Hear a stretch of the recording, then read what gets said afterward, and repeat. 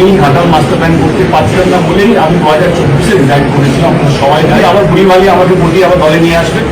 মমতা দিয়ে আমাকে ভুলিয়ে ভালিয়ে রাজনীতিতে এনেছে, এবার এমন কথা প্রকাশ্যে বললেন অভিনেতা দেব।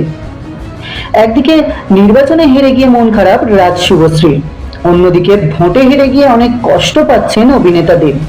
দেব বলেন, আমি সিনেমা নিয়েই ভালো ছিলাম, শুধুমাত্র মমতা ব্যানার্জির কথা অমান্য করতে না পেরে রাজনীতিতে আসা। দেব সাংবাদিককে এমন কথা বলতেই তা নিয়ে নানান রকম নেগেটিভ কথা বলছেন নেটিজেনরা।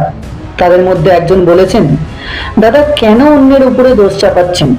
এতদিন রাজনীতি করেছেন, সেটা তো টাকার জন্যই।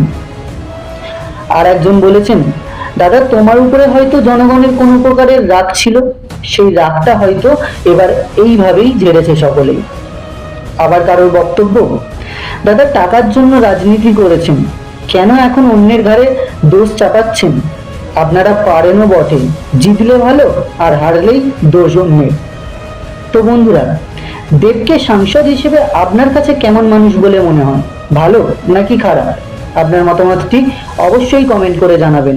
ভিডিওটি ভালো লাগলে লাইক ও শেয়ার করবেন এবং নতুন নতুন ভিডিও পেতে অবশ্যই চ্যানেলটি সাবস্ক্রাইব করবেন।